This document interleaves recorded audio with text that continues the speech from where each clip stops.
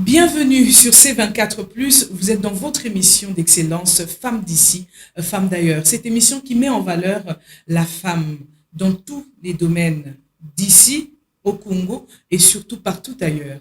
Et pour ce nouveau numéro justement, je reçois une personne qui a une histoire particulière. Elle s'appelle Véronique Nguindou. Son histoire part de la découverte de soi pour se reconstruire.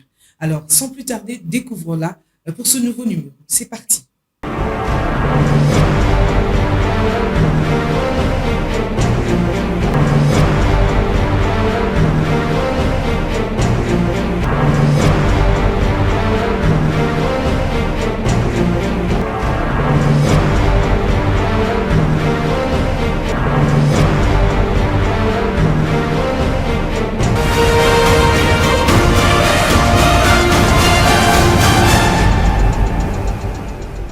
Véron Nguindou Ngalamouloumé, assistante sociale à la Fondation Panzi. Bonjour.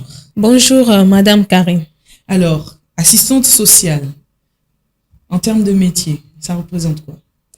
Merci beaucoup pour la question. En fait, déjà dire assistante psychosociale, ça renvoie à cette conception de la psychologie, la personne qui a fait la psychologie, mais ce n'est pas le cas parce que je suis juriste de formation. Et donc, c'est un métier qui est assez difficile, mais lorsque vous vous imprégnez, ça donne quelque chose de bon et vous plaisez là-bas. Et donc, c'est quelqu'un ou une personne qui est chargée d'accompagner la victime ou la survivante. Et je préfère bien le mot, le nom survivante, parce que c'est quelqu'un qui a survécu à un drame. Et donc, la personne est chargée d'accompagner, d'aider ces survivantes à se réintégrer ou à se relever de ce qu'elles ont vécu comme situation. On parle de viol. Donc, c'est dans ce sens-là, c'est une personne qui est plus proche de la vie de la survivante, qui s'imprègne de sa vie et cherche comment essayer de l'aider à se réintégrer dans la société. C'est ça le plus grand défi d'ailleurs. Comment aider la survivante à se relever. Bon, on va y revenir tout à l'heure, mais vous êtes aussi animatrice radio. Vous avez travaillé à la RTNC Kananga. Comment ça se fait? Oui, vous êtes juriste de formation, mais comment ça se fait? Oui, merci beaucoup. En fait, depuis mon enfance, si je peux me le permettre, j'ai toujours voulu être journaliste. J'ai toujours voulu animer des émissions, mais lorsque j'ai décroché mon diplôme, bon, c'était prévu que je vienne ici à Kinshasa, comme la faculté ne se trouvait pas à Kananga, là où Kassai est central. Mes parents m'ont demandé de rester et c'était difficile pour moi de venir ici. Alors, j'ai choisi comme faculté secondaire le droit. Okay. Mais au fur et à mesure que j'évoluais dans la faculté de droit ou à la faculté de droit, je me plaisais bien et finalement après, je me suis rattrapée. J'ai fait mes premiers débuts à la RTNC Kananga et c'est là que l'aventure a commencé. Donc, c'est un peu ça. Et à la RTNC Kananga, vous avez eu une tranche d'animation qui s'intitulait « Le réveil au féminin ». Oui, Qu'est-ce que vous faites exactement à l'intérieur? Oui, merci beaucoup. En fait, le réveil au féminin, c'était une émission qui réveillait toutes les femmes battantes dans toutes les dimensions possibles. Ça intéressait aussi les papas. Ça faisait partie de votre profession d'assistante psychosociale? Non, ça n'avait rien à voir, mais il y avait au moins des thématiques qu'on abordait qui cadraient aussi avec ce qu'on était en train de faire comme profession. Donc, c'était une émission qui proposait des astuces aux femmes. Par exemple, si on prenait un thème de la recrudescence des grossesses précoces chez les jeunes filles, par exemple. Et donc, il fallait qu'on puisse aller sur terrain et qu'on découvre qu'est-ce qu'il y a à la base, qu'on interroge certaines jeunes filles, qu'on entre en contact avec certaines leaders des sociétés civiles qui militaient pour les droits des jeunes filles, les droits des femmes.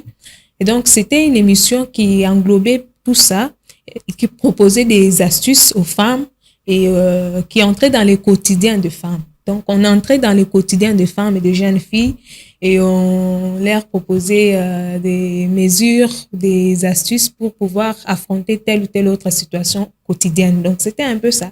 Merci. On ne touchait pas à la politique. Voilà. Quoi, vous avez une psychose de la politique? Non, en tout cas, nous n'étions pas dans ces secteurs-là. Tu restes actrice de politique. société civile. Oui, moi, je suis dans la société civile, je ne suis pas dans la politique. Vraiment. Je suis apolitique. Sinon, tu es là, justement, pour ton expérience par rapport à ton métier d'assistante psychosociale que tu as exercé à la Fondation Pandi. Tu as eu à travailler avec, comme vous les appelez, les survivantes. Au lieu de dire victimes, parce que victime, c'est trop fort. C'est trop fort, voilà. Vous avez travaillé avec eux. Alors, est-ce qu'on peut rentrer dans votre histoire pour en savoir plus? Oui, merci beaucoup. C'est très intéressant comme question. En fait, mon expérience en tant qu'assistante psychosociale m'a permis de comprendre beaucoup de choses. Premièrement, ça m'a aidé à comprendre la personne de la victime ou la survivante, pour faciliter aussi la compréhension chez les autres. La personne de la victime ou de la survivante, j'étais dans sa vie. Donc, j'étais au centre même aussi de sa vie. Tout ce que la survivante devrait faire, en tout cas, je devrais être la première personne à le connaître. Et je devrais l'aider à pouvoir retrouver son équilibre émotionnel, physique et mental. Donc, c'était très important comme métier. J'ai joué un rôle très important dans la vie de la survivante parce que malgré elle était au centre de nos interventions, n'empêche, sur base de nos méthodologies, on pouvait parvenir à l'encourager à se relever, que ce n'est pas une fatalité ou ce n'est pas la fin. Ce qui vous est arrivé, ce n'est pas la fin, mais vous pouvez au moins essayer de changer. On peut vous réparer. Vous prenez, je prends l'exemple d'une bouteille en plastique. Lorsque vous buvez de l'eau, vous essayez de broyer cette bouteille. Vous voyez la forme qu'elle prend. Et lorsque vous essayez de la réparer, elle devient comment? Elle va reprendre sa forme initiale? Non, pas totalement. C'est ça même la réparation et c'est ça mon travail que je faisais. Donc, on pouvait essayer de réparer la survivante, la faire retourner à son état initial, mais pas comme elle était, parce qu'on ne peut pas déjà réparer ce que Dieu avait naturellement fait, déjà détruit par l'homme. On ne peut pas revenir comme c'est que, donc ça ne peut pas revenir à cet état-là. Mais on pouvait au moins essayer pour que la bouteille ait une forme acceptable. Donc c'était ça mon métier. Encore un autre liquide. Voilà, donc c'était ça un peu mon travail, le quotidien de la survivante, connaître ce qu'elle fait, comment elle fait, comment l'aider à y arriver. Par exemple, pour des activités génératrices de revenus, la survivante te propose ce qu'elle aimerait faire et c'est à toi maintenant de définir une méthodologie pour l'accompagner dans ce qu'elle veut faire. Et dans beaucoup de cas, c'était un peu des activités genre commerciales, donc des génératrices de revenus commerciales, vente de ceci, vente de cela. Et comment maintenant évaluer à chaque fin du mois avec elle, comment les choses évoluent. Donc, c'était un peu ça mon travail, être avec la survivante, lui donner, lui prodiguer, on interdit les conseils. On ne donne pas les conseils, mais on oriente la survivante. Parce que quand on donne les conseils, prendre la décision elle-même. Voilà. Donc ça, c'est très important. Lorsqu'on écoute son histoire, on doit la comprendre. Elle a besoin d'être comprise. Elle n'a pas besoin d'être jugée. C'était ça le plus grand défi aussi. Parce que quand quelqu'un vient te raconter quelque chose, il faudra d'abord qu'elle soit mise en confiance. Et ça, c'était notre défi parce qu'il fallait qu'on puisse essayer d'établir une relation de confiance avec la survivante. Et beaucoup de gens ne parviennent pas à faire ça parce que quand tu te rappelles, cette personne a été victime, elle a été ceci, violée, ceci, il y a risque que vous puissiez tomber aussi dans la stigmatisation alors que ce qu'elle vit chaque jour, c'est la stigmatisation. Elle veut se relever de la stigmatisation et se réintégrer dans la société. Voilà. Et donc, on devrait effacer dans leur esprit cette souffrance qu'elles ont en tout cas endurée de la stigmatisation, du rejet au sein de la société. Quand tu passes, on te pointe du doigt, on te fixe, on te juge, les préjugés, tout ça, on devrait en tout cas essayer d'aider la survivante à surmonter. Donc, même quand elle passe, même si on l'indexe, que ça ne puisse plus l'affecter comme au départ. C'est quelqu'un qui est détruit, mais qu'on essaie de relever à partir de nos méthodologies. Mais ce qui était important, c'est que elle restait au centre de tout. Donc, c'est la centralité de la victime ou de la survivante qui conduisait toutes nos actions. Votre travail. Voilà. Donc, rien ne pouvait se faire sans elle. Sinon, si je peux rentrer un tout petit peu en profondeur, et qu'est-ce que la Fondation proposait exactement aux survivants? Oui. La Fondation intervenait sur 4 dimensions. Donc, il y avait la prise en charge psychologique, donc pour le rétablissement du mental, l'équilibre émotionnel et tout. Et aussi, il y avait la prise en charge comment on appelle ça, médicale, pour celles qui ont eu des maladies. Il y a eu des survivantes qui sont restées avec des maladies qui demandaient des interventions chirurgicales et aussi des maladies qui ne demandaient pas d'intervention chirurgicale nécessairement. Qui devaient être soignées, qui étaient aussi très importantes. Et donc, il y avait aussi la réinsertion socio-économique. C'est là pour aider la survivante à se réintégrer dans la société par des activités. À se débrouiller via les activités. Voilà, qu'elle devienne autonome. Voilà, tout c'était pour qu'elle devienne autonome. Qu'elle quitte la dépendance, la précarité, qu'elle puisse s'affirmer et prendre en charge sa famille, s'accepter telle qu'elle est. Parce qu'il y en avait qui ne s'acceptaient pas. C'était ça aussi le plus grand problème. Les survivantes n'arrivaient pas à s'accepter. Et ça, vraiment, c'est un grand problème. Il fallait essayer de travailler sur leur personnalité pour qu'elles puissent s'accepter en tant que telles. Qu'elles ont été victimes parce que ces statuts-là ne vont pas quitter du jour au lendemain. Elles vont rester avec, mais qu'elles puissent aller au-delà et entreprendre de nouvelles démarches. Donc, c'était ça un peu. Et aussi, il y avait la prise en charge juridique, mais on ne la faisait pas au Kasaï, là où j'ai travaillé. C'était dans d'autres sites où était mis en œuvre le projet. Donc, c'était à 3 dimensions, la prise en charge psychologique, médicale et la réinsertion socio-économique. Donc, c'était ça, c'est que le paquet que proposait la Fondation Panzi dans le cadre de ce projet-là de réparation intérimaire. Donc, c'est un peu ça. Et comme vous venez de le dire, vous aviez l'habitude de suivre faire un suivi régulier. Donc, vous aviez au total combien de survivantes à suivre? Bon, j'ai suivi au total 52 survivantes et toutes ces survivantes avec des personnalités différentes.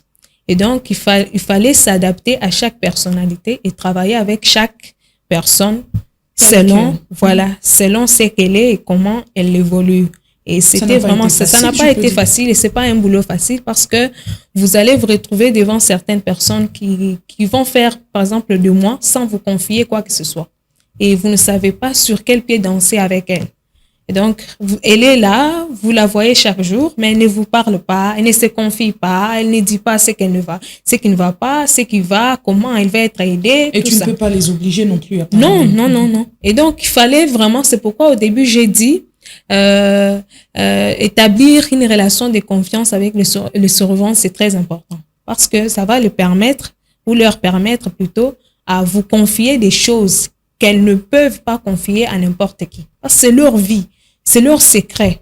Et quand quelqu'un vous dit un secret, vraiment, la personne est rassurée que vous allez garder ces secrets-là. C'est la confidentialité.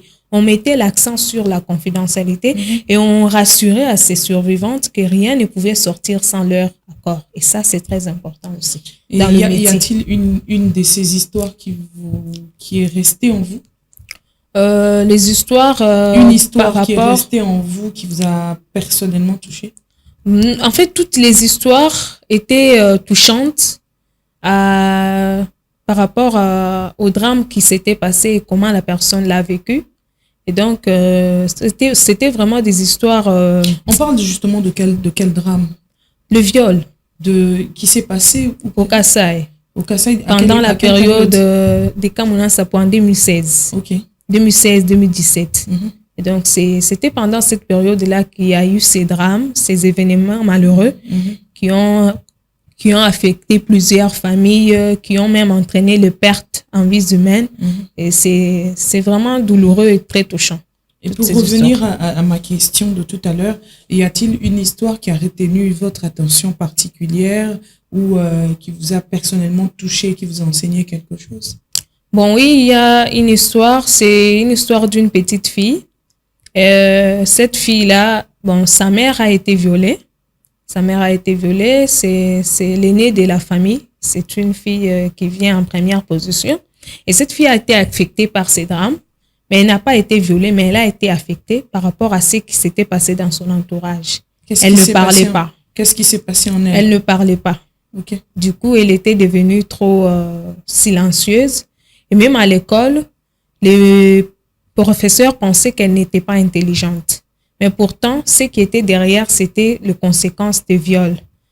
Les balles, donc les crépitements des balles ont causé ces malaises-là. Et puis, il fallait qu'on la prenne en charge. Elle n'a pas été violée, mais il fallait qu'on la prenne en charge. Et la première fois que je l'ai vue, en tout cas, j'ai été beaucoup touchée parce que ça m'a fait réaliser la profondeur de la souffrance, ou comment ces événements ont dû affecter les gens et surtout les enfants. Et donc, il fallait qu'on la prenne en charge. Elle a été prise en charge effectivement. Elle a suivi des thérapies avec sa maman qui l'accompagnait. Et finalement, elle a repris confiance en elle. Elle n'avait que 8 ans. Elle a repris confiance en elle. Il fallait qu'elle parle. Et pour maintenant expliquer réellement ce qu'elle sentait. Et pour qu'elle parle, c'était un défi parce que jour après jour, on vient après, on quitte, on vient après, on quitte, on vient après, on quitte. Elle ne parle pas. Mais au fur et à mesure qu'on évoluait, elle établissait, et plutôt la psychologue établissait une relation de confiance avec elle. Une relation d'amitié, on peut dire. Oui, il faut vraiment se rapprocher. Une amitié quotidienne. Oui, se rapprocher et la mettre en confiance. Elle a fini par parler et c'était le début de sa guérison. Et donc, elle a suivi des thérapies comme ça. Et puis, à l'école, il y a eu même des changements. Et lorsqu'elle a parlé, elle vous a raconté ce qui s'est passé? Oui, elle a raconté. Elle a raconté ce qui s'était passé. C'était quoi? C'était ce qu'elle avait vu chez sa maman, ce qu'on faisait chez sa maman. Donc, le viol qu'il y a eu chez sa maman. Lorsqu'on l'a violé sa maman, elle était là, elle voyait. Et quand les balles crépitaient, c'était dans tous les sens. Elle était totalement traumatisée. C'est ça même, elle a subi un traumatisme. Il fallait alors la détraumatiser et c'était le travail des psychologues. Et moi, mon travail maintenant, c'était de faire le suivi. Elle est en train de faire, de passer elle est en train de suivre la thérapie, comment ça évolue dans le cadre familial. Sa maman aussi doit suivre la thérapie pour savoir comment la prendre en charge en cas de rechute peut-être. Parce que quand elle entend un bruit, directement elle réagit, elle devient, elle se stoppe. Elle devient, en tout cas, crispée, voilà. Et puis, elle ne parle plus. Et ça, c'est pas du tout bon. Et quand elle reste dans cette position, elle ne peut pas jouer avec d'autres enfants. Parce qu'elle ne parle pas. Alors qu'elle n'est pas muette. C'est juste un traumatisme qu'elle a subi. Donc, petit à petit, cela a été revu. Et puis, elle s'est facilement réintégrée. À l'école même, elle a commencé à réagir parce qu'elle n'avait pas de bonnes notes. Et l'enseignant pensait qu'elle n'était pas intelligente. Mais tout simplement, le problème se trouvait ailleurs. Donc, c'est un peu ça, dans ce sens-là. C'est l'histoire qui m'avait le plus touchée. Et il y en a autant. Beaucoup parce que vous avez reçu il y en a 50, vous avez dit 52 survivantes que je suivais, oui. Il y en avait qui avaient des maladies, qui ne parvenaient plus à travailler, à marcher à cause de ces maladies-là qu'il fallait qu'on opère. Et donc, vous voyez, la vie de la personne est totalement chaotique, totalement stoppée. Alors qu'elle a des enfants, le mari est parti parce qu'elle ne pouvait pas supporter le poids. On vous a violé ensemble. Comment alors continuer le mariage? Donc, ça, c'est aussi un autre problème. Et l'homme et la femme au même moment? Au même moment, oui. Et ça détruit beaucoup de familles. Et il faut savoir qu'au Kasaï, il y a des coutumes, beaucoup de coutumes. Oui. Et quand ces choses arrivent, on accuse parfois la femme que c'est elle qui est à la base, alors qu'elle a été une victime. Donc, Même ça dans ce genre de situation où c'est le pays qui est en guerre, c'était une guerre, on peut dire, une guerre coutumière, on peut dire. Non, c'était un conflit armé. Un conflit armé. Même dans cette situation, on continue quand même à garder le cocon, en fait, les principes culturels du milieu. Oui, c'était vraiment très rigoureux et ça a détruit beaucoup de familles. Mais il y a eu récemment les chefs coutumiers qui ont été consultés pour revoir cette question et que les familles soient reconstruites.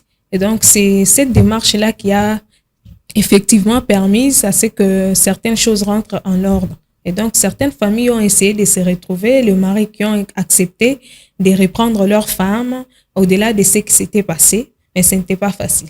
Il fallait qu'ils comprennent, il y a eu des séminaires, des couples, des activités qui ont été aussi menées par la Fondation pour justement amener les familles à comprendre l'importance d'être de s'accompagner, voilà, ensemble, de se voilà, soutenir. de se soutenir. Donc, c'était ça, le séminaire de couple, l'objectif de cette activité. Vérone, vous avez une personnalité particulière et surtout une forte personnalité. Et au milieu de tout ça, personnellement, vous n'avez pas vécu quelque chose de dérangeant par rapport à toutes ces choses qui vous entouraient? Bon, au début, c'est comme lorsque vous effectuez votre travail, vous êtes habitué, tel que vous êtes présentatrice, vous êtes habitué à faire cela. Mais au fur et à mesure, parfois, certaines choses nous affectent inconsciemment. Et donc, je pense que j'étais dans ces tableaux, j'ai été affectée inconsciemment, sans le savoir, parce qu'au fur et à mesure que vous écoutez en longueur de journée des histoires traumatisantes, malgré qu'il y avait des séances de débriefing pour les équipes, donc vous vous défoulez, qu'est-ce qui vous a dérangé, sur terrain, comment, et puis nous avions des psychologues qui pouvaient nous prendre aussi en charge, donc c'était aussi dans leur job description de nous prendre en charge, mais ça ne suffisait pas. C'est plus tard que j'avais compris que pour moi, ça ne suffisait pas. Ça m'avait en tout cas affecté, la pression, toutes ces histoires. Et c'est lorsque je suis tombée malade, avec des céphalées psychogènes qui m'ont beaucoup dérangée, que j'avais compris que vous avez eu une céphalée psychogène? Psychogène, oui. C'est quoi exactement? En fait, ce sont des maux de tête qui sont chroniques. Ce sont des maux de tête qui sont chroniques et très, très, très dérangeants, qui ne vous permettent même plus d'effectuer une activité intellectuelle. Ça ne vous permet plus. Donc, vous êtes en train de vous affaiblir petit à petit sur le plan mental ou intellectuel, physique aussi, parce que ça peut vous causer des vertiges. Vous pouvez tomber, des choses un peu comme ça. On peut assimiler on peut dire que vous souffrez par exemple de l'hypotension alors que ce n'est pas ça. Alors, il fallait qu'on découvre par les spécialistes que c'était en tout cas les céphalées psychogènes. Donc, vous êtes passé aussi par un suivi psychologique? Oui, j'ai suivi des thérapies. J'ai suivi des thérapies pour pouvoir me relever, mais ce n'était pas facile. Parce que je n'arrivais pas à réaliser que c'était moi qui étais en train aussi d'administrer des thérapies chez les autres. Donc, et c'était sur moi maintenant. Oui. Voilà. Alors que ces mêmes thérapies, ça ne marchait pas chez moi. Moi-même qui connaissais ces choses, mais je n'arrivais pas à les mettre en pratique chez moi. Il fallait que quelqu'un d'autre aussi vienne les mettre en pratique. Donc, c'était difficile au début à accepter, mais il fallait que je puisse tenir bon pour ma guérison. Oui, pour ma guérison. Donc, et comment tu y es parvenue pour guérir? Je suis parvenue grâce au soutien familial, d'abord, parce que ils ont compris ma douleur. C'est pourquoi je répète encore, la reconnaissance de la douleur d'une personne, c'est le début de sa guérison. Lorsque vous reconnaissez la douleur, ou soit lorsque vous comprenez la douleur sans reconnaître la souffrance, vous êtes hypocrite. C'est de l'hypocrisie. Et ça, c'est vraiment dangereux. Parce que vous n'allez pas aider la personne à se relever. Ces céphalées affectent plusieurs personnes, mais sans le savoir. Parce que vous avez des symptômes qui vous font croire que c'est réellement, ça peut être la malaria, la typhoïde, l'hypotension, bref, tout ça. Donc, alors que ce n'est pas ça. Parce que vous réagissez comme un malade pareil, alors que ce n'est pas le cas. Je me suis relevée grâce au soutien familial qui m'a été vraiment d'une grande efficacité, d'une grande aide. Et aussi grâce au conseil de mes psychologues et de mon psychiatre qui m'a beaucoup aidé dans ces processus. Et là, toujours à Kananga ou ici à Kinshasa? Non, ça s'est passé ici à Kinshasa. Okay. Oui, il y a tu as dû changer de secteur pour... oui, j'ai dû abandonner le travail pour que je puisse guérir parce que le céphalée commençait à m'affecter et j'avais un rendement professionnel faible. Je ne parvenais plus à bien travailler. Il fallait qu'on me soigne. Et donc, j'ai été suivie ici. Et c'est pendant cette période-là que beaucoup de choses aussi ont changé. Parce que j'ai compris réellement que j'ai été affectée inconsciemment et que ce n'était pas un boulot facile. Donc, il fallait avoir un mental de fer. Et on pensait qu'on tenait jusqu'à ce que les céphalées là arrivent. Donc, pour que je comprenne réellement la source. Donc, c'était un boulot stressant, très stressant. Mais c'était fantastique parce que nous avons pas seulement droit à l'erreur, mais c'était fantastique parce que nous avons découvert, on a appris beaucoup de choses. À peine sorti de l'université, tu as un tel job, et puis un tel job qui a beaucoup de nouveautés, des innovations, beaucoup d'innovations. Donc, c'était vraiment très, très, très, très important et ça m'a beaucoup, ça a parfait mon expérience, je vais dire ainsi. Et donc, c'était intéressant au-delà de quelques conséquences que j'ai pu avoir après. Et en discutant avec toi, j'ai découvert que à la suite dans le cours de ta guérison, tu as commencé à écrire. Effectivement, j'ai commencé à écrire parce que j'avais compris qu'il fallait que je puisse sortir mon talent. Parce que ce talent a été toujours là depuis la nuit des temps, mais je ne l'avais pas valorisé. Voilà. Et donc, je me suis mise à écrire pour pouvoir aider aussi les autres. En dehors de moi-même, avec ce que j'ai vécu, que ce soit dans mon environnement, parce que la source, c'est l'environnement, le travail et mon expérience personnelle. Donc, mon vécu personnel, c'est que j'ai dû traverser. Alors, j'ai écrit pour que les autres comprennent que c'est important. Lorsque vous lisez, vous ne lisez pas seulement pour lire, mais lisez pour pouvoir adapter cela à votre situation et trouver des solutions. Et donc, c'est comme ça que les livres que j'écris, c'est vu en tout cas en dehors d'être une réflexion, c'est un guide pour les gens qui veulent se ressourcer, à pouvoir vivre le bien-être, donc assurer leur bien-être. Parlons de ça. Votre livre s'intitule « À la découverte de soi ». Oui, c'est à la découverte de soi. C'est un titre qui m'a beaucoup plus inspirée lorsque j'étais en train de traverser ces moments difficiles, lorsque j'étais en train de travailler et aussi quand je suis tombée malade. J'avais compris dans mon entourage, il y a beaucoup de phrases que j'ai entendues et dans le cadre même de la profession, les gens qui étaient fatigués de la vie, qui préféraient la mort, qui en avaient marre, qui disaient nous ne valons rien, nous sommes venus accompagner les autres sur la terre. Ces genres de phrases, ce sont des phrases fragilisantes et qui renferment des pensées négatives. Et lorsque la personne a des pensées négatives, en tout cas c'est difficile. Elle est dans un tableau noir. Donc la personne cachée en elle n'est pas découverte. C'est comme ça que la découverte de soi permet à la personne d'effectuer un voyage. Ce voyage-là qui va l'aider à entrer en contact avec son moi intérieur. Et le moi intérieur, c'est ce que moi j'appelle la personne cachée. Et cette personne cachée attend, donc elle est en attente pour impacter. Lorsque vous la faites sortir, elle impacte. L'impact, c'est sur l'extérieur qu'on le voit. On constate les résultats de cette expérience fabuleuse. Et donc, dans cette démarche de la découverte de soi, j'ai rencontré des personnes fabuleuses qui m'ont aussi aidé. Ce n'est pas parce qu'elles avaient des richesses, mais parce qu'elles ont su m'apporter un plus en termes d'expérience qui m'a en tout cas beaucoup plus attirée et puis ça m'a encouragée à aller de l'avant et à pouvoir terminer cet ouvrage. Je pense que ce livre sera un très bon livre pour ceux qui voudront vraiment oser et faire quelque chose dans leur vie. Ça sera très, très, très, très important. Alors, ton histoire est fascinante. Elle m'a beaucoup appris.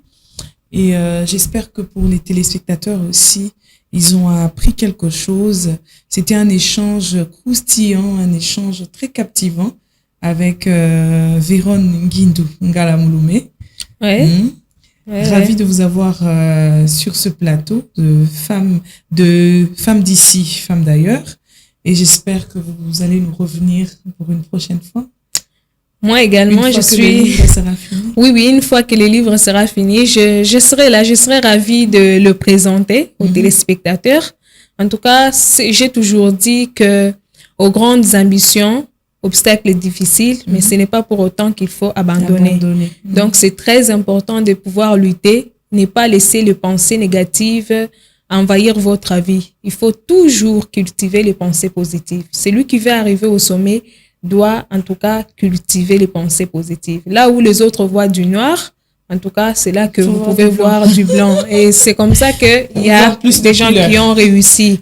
Voilà, parce qu'ils ont vu grand là où les autres voyaient petit. Donc, je l'ai toujours dit ainsi. Et c'est aussi dans mon livre, ce sont des citations que j'ai reprises, voilà, dans mon livre. Et donc, quand ça sera fini, je les présenterai ici et je serai contente de partager cela avec vous. Merci beaucoup. Et votre mot de la fin à toutes ces personnes qui sont en souffrance, qui n'ont pas été dans prise en charge. Non, pas prise en charge, mais qui n'ont pas été dans les secteurs de conflit, mais qui vivent cette souffrance, oui. Peut-être dans une famille ou dans un milieu professionnel. Quel est le message que vous pouvez leur partager? Oui, merci beaucoup. L'unique message que je peux partager est celui-ci. Il ne faut pas penser que c'est terminé, que c'est fini, votre vie est fichue. Mais il faut toujours penser qu'il y a quelque chose de meilleur qui va arriver dans l'avenir. Et donc, il faut utiliser ses forces, malgré ses faiblesses, malgré ces moments de douleur que vous traversez. Pensez toujours que demain sera meilleur. Et donc, épuisez en vous cette force qui vous permet, depuis l'événement qui vous est arrivé, l'événement malheureux, voulais-je dire, qui vous est arrivé, mais vous êtes toujours en train de survivre. Et donc, vous êtes plus fort ou plus forte que ce qui est en train de vous arriver, Donc, je pense que c'est important dans ce sens de toujours lutter, d'exploiter les qualités qui sont en vous, les potentialités qui sont en vous et de vous accrocher. Demain est meilleur. Donc, je pense que c'est très important comme ça. Merci beaucoup. Comme Madame Véron Nguindou vient de le dire, ce n'est pas fini. Vous avez encore une histoire à raconter. Exactement. Vous avez encore quelque chose à apporter aux autres, malgré le malheur qui vous est arrivé, malgré votre histoire décevante ou cette histoire qui fait que les gens vous pointent du doigt. Ce n'est pas fini parce que Dieu vous a laissé en vie. Alors, ce n'est pas fini. Ça veut dire qu'il y a une lumière, une lueur d'espoir quelque part qui peut vous aider à puiser encore même un tout petit peu de force pour pouvoir lutter jusqu'à la fin. Et qu'elles sachent, ces personnes, que nous les aimons beaucoup et que nous partageons, nous comprenons leurs souffrances. Et faites tout pour en sortir.